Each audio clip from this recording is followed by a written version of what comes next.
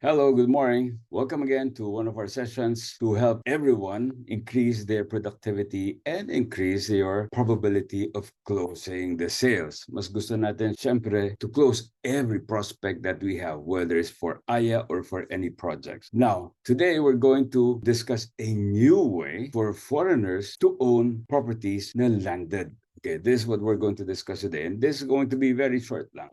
Without much further ado, let me share my screen. First, as a general background, you see, foreigners can own properties dito sa Philippines, but meron limitations. Ngayon, Philippine properties generally restricted. When you say Philippine properties, yung landed properties. And there's a rationale behind that. Siyempre, what if, for example, if we allow every foreigner to own properties unlimited dito sa Pilipinas, baka our own Filipinos may not be able to afford it anymore. And in fact, in some countries, they even have higher stamp duties because otherwise it goes beyond the reach of their local market. So basically, there are exceptions on the property ownership sa Philippines. General, pag condo, yes, pwede yan. But if it's landed property, ito yung mga restrictions. Una, 60% lang 60% ang ownership nila if they're going to acquire it through corporations. Pwede din naman, let's say, if they marry a Filipino citizen. The problem here is that with putting up a corporation, the problem is that either you'll have tedious, of course, and then the next one would be sometimes they require a dummy. Of course, the problem there is that can you trust this person, whether it's a dummy or it's a legit partner? See, now we have come up with something fully legit. You don't have to get a dummy. You don't even have to get this complicated arrangement of marrying, but this is very safe. So the exceptions are one, acquisition through Philippine corporation. Yun nga yung 60-40. 60 in favor of the Filipino citizen. Number two, condo ownership. Yes, you can buy as many condominium as you want. As long as with that particular condominium, the ratio of the Filipino and the foreigner does not exceed the 40% allowable for the foreign partner. Why? Because it follows the corporation code. Number three, ito yun.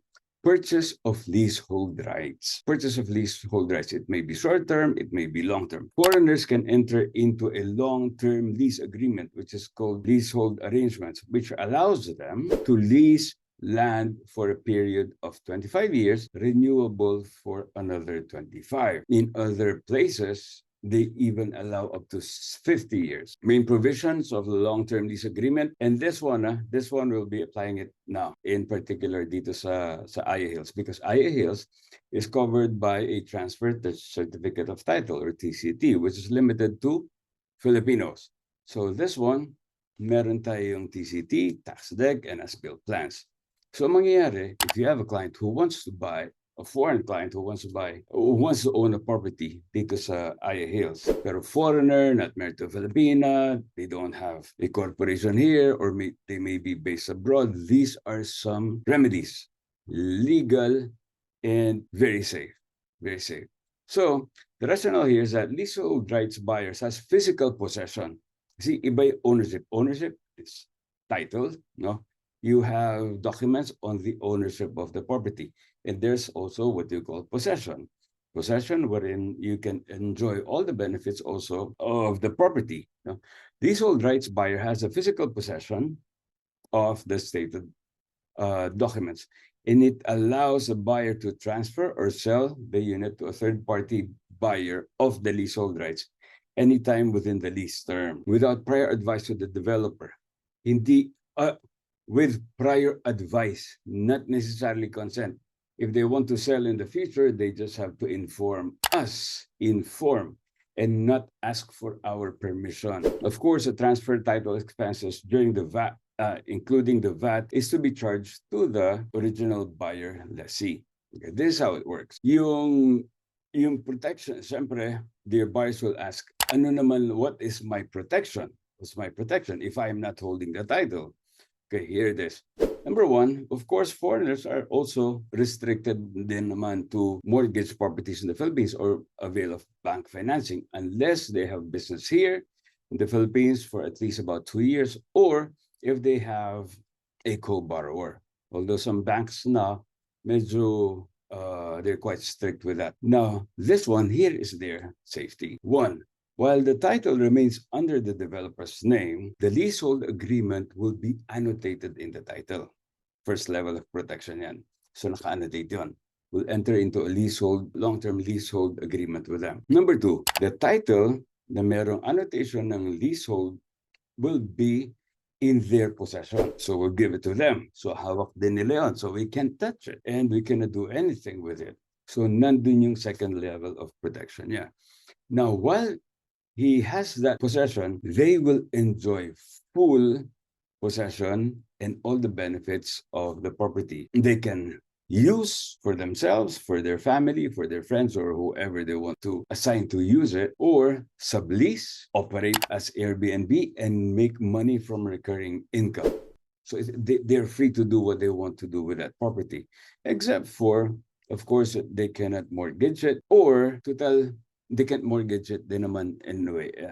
Even condos nga, it's very difficult for them to do bank financing unless yun nga yung the conditions that I mentioned earlier. So this one, the lessee cannot mortgage a property because of some restrictions of the bank. Pero you already saw how safe it is for them to possess, enjoy, make money from recurring income from that property.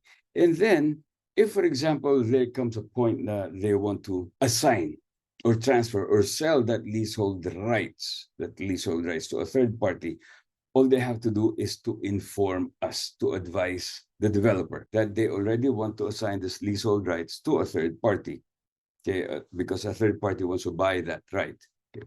So then they just have to inform us, and then we will facilitate the transfer to the third party.